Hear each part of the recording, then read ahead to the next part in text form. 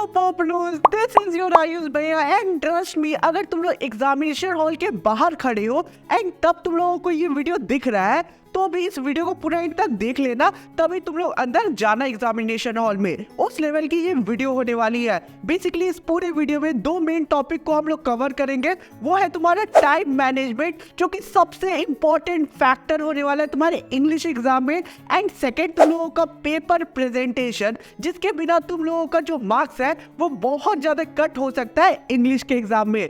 तो दो सबसे मेन टॉपिक को हम लोग इस वीडियो में बहुत ही अच्छे से समझेंगे एंड कवर करेंगे। इसलिए अगर तुम लोगों ने इस वीडियो को स्किप किया तो बहुत बड़ी गलती करोगे। अगर तुम लोगों के पास टाइम कम है तो वीडियो को तेजी को बढ़ा दो, स्पीड को बढ़ा दो। तो देखो, मेरा कहना बस देख लेना, 2x में देखो, 3x में देखो, 5x में देखो, डजेंट मैटर एट ऑल, बस देख लेना, जिससे तुम लोगों को बहुत ज्यादा हेल्प होगा एंड पता चलेगा कि एग्जामिनेशन में क्या करना है। तो मेरी पोपलू गैंग तैयार हो जाओ आज की एक स्पेशल वीडियो के लिए। एंड जैसे हिंदी में आग लगाया था वैसे ही तुम लोगों को इंग्लिश एग्जाम में भी आग लगा के आना है गैंग। एंड उसके बाद तुम लोग मुझे इंस्टाग्राम में टैग करके भी बताना कि तुम्हारा एग्जाम कैसा गया। इंस्टा पे फॉलो नहीं किया तो कर लेना। चलो सबसे पहले हम लोग शुरू करते हैं हमारे पेपर प्रेजेंटेशन से। तो सबसे पहला पॉइंट हम लोगों का, try to keep your answer to the point and accurate. इसका क्या मतलब होता है, तुम्हारे अनसीन पैसेज में लिटरेचर सेक्शन का तुम्हारा 2 मार्कर के क्वेश्चन में एंड 3 मार्कर के क्वेश्चन में तुम लोगों को करना क्या है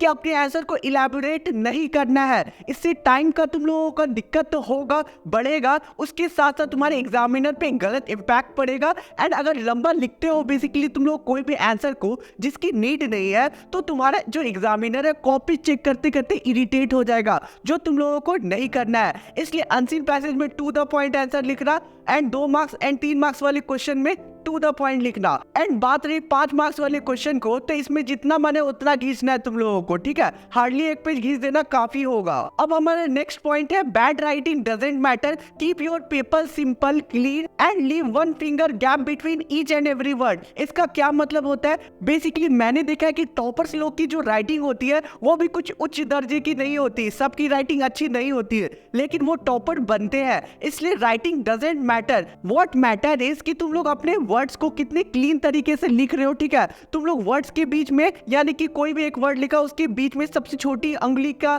जितना एक गैप तुम लोगों को छोड़ना है, जिससे तुम लोगों का जो पेपर है वो क्लीन दिखे, एग्जामिनर को अच्छा लगे। तो समझ गए दूसरा पॉइंट भी। अब तीसरा पॉइंट है हमारा, simply cross a particular word when you have done a mistake and don't scribble it. इसका क्या मतलब होता है, कभी भी तुम लोग कोई गलती करते हो इंग्लिश में तो याद रखना यार कि तुम लोगों को ऐसे ऐसे करके पूरा स्क्रिबल नहीं कर देना है, इससे बहुत खराब इंपैक्ट पड़ता है। सिंपली एक कट कर दो। तुम्हारे एग्जामिनर इतना चालाक है जो तुम्हारा कॉपी चेक कर रहा है कि वो तुम्हारे सिंपल कट्स को देख के पता चल जाएगा कि हाँ इसने मिस्टेक किया, सिंपली कट कर दिया। उस तरह करोगे, अगर स्क्रिबल कर दोगे तो पेपर गंदा दिखेगा, अनटाइडी दिखेगा, जो तुम लोगों को नहीं करना है। उसके बाद चौथी चीज जो तुम लोगों को पेपर प्रेजेंटेशन में याद रखना वो है, राइटिंग सेक्शन में तुम लोगों को स्पेलिंग मिस्टेक नहीं करना है। लिटरेचर में जितना मन है उतना कर देना, जितना मन है उतना नहीं करोगे, लेकिन हाँ लिटरेचर में अगर 1-2 गलती हो जाती है तो डजंट मैटर, लेकिन राइटिंग सेक्शन में करोगे तो तुरंत ही चुटकी में आधा मार्क्स कट सकते हैं।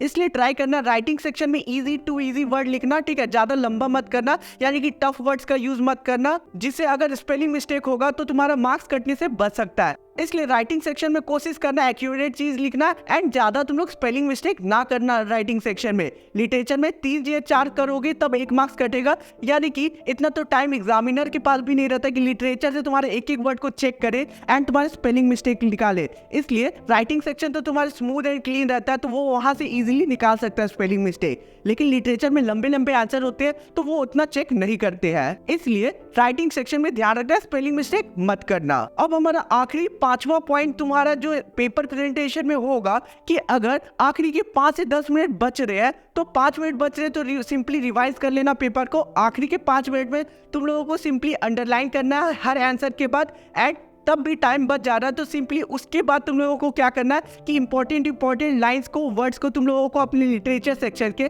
आंसर कर देना है। बहुत अच्छा इंपैक्ट पड़ता है, ट्रस्ट मी। लेकिन ये चीज तुम लोगों को तब करना है जब तुम लोगों का जो पेपर है वो कंप्लीट होता है, जो कि याद रखना कि इंग्लिश का पेपर हमेशा से बहुत लेंदी आया है। एंड एक टिप एडिशनली देना चाहूंगा कि हमेशा इंग्लिश के पेपर लेंदी होता है, इसलिए स्टार्टिंग से ही अपना जो एक पर्टिकुलर स्पीड है वो मेंटेन करके रखना, तभी लास्ट में अच्छे से कंप्लीट कर पाओगे अपने पेपर को। सो आई होप ये कुछ पेपर प्रेजेंटेशन के टिप्स तुम्हारे काम आएंगे एग्जामिनेशन में। चलो बढ़ते हैं टाइम मैनेजमेंट की तरफ, क्योंकि time management is the most important factor in English examination. तो तुम्हारी स्क्रीन में एक टेम्पलेट आ गया होगा, देख लेता हूं मैं भी मोबाइल रख के हाथ में कि पेपर प्रेजेंटेशन में बेसिकली तुम लोगों को कैसे बताना है। तो सबसे पहले तुम लोगों को पता होगा कि तुम लोगों को जो पेपर है वो तुम लोगों को 10-15 में मिल जाएगा अपने एग्जामिनेशन हॉल में। 15 मिनट तुम लोगों को रिवीजन का टाइम मिलेगा। इस रिवीजन के टाइम में क्या करोगे, तुम लोग पेपर को एनालाइज करोगे। नहीं बुद्धू, ऐसा मत करना। बेसिकली मेरे पोपलो गैंग, तुम लोगों को ये गलती नहीं करना। जो भी मेरे तुम लोग स्टूडेंट देख रहे हो, बेसिकली तुम लोगों को एनालाइज नहीं करना, सीधे अनसीन पैसेज घुस जाना है।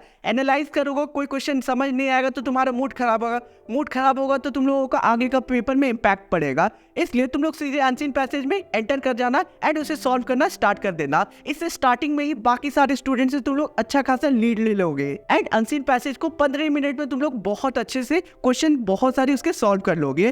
तो तुम लोगों को मैं टाइम देता हूँ 10:15 से 11 AM तक। तुम लोगों को बेसिकली 45 मिनट्स का टाइम दूंगा। रीडिंग सेक्शन तब तक तुम लोगों को कंप्लीट कर देना है। नोट कर लो, दिमाग में घुसा लो कि कब तक तुम लोगों को मैं टाइम दे रहा हूँ। ठीक है, 5 से 10 मिनट इधर उधर होगा, डजेंट मैटर, हड़बड़ाना मत, उतना चलता है 19-20। आगे क्या है, आगे तुम लोगों को बेसिकली ग्रामर सेक्शन 11 बजे से तुम लोगों को अटेम्प्ट करना शुरू करना है एंड 11:25 तक ग्रामर सेक्शन को स्वाहा कर देना है।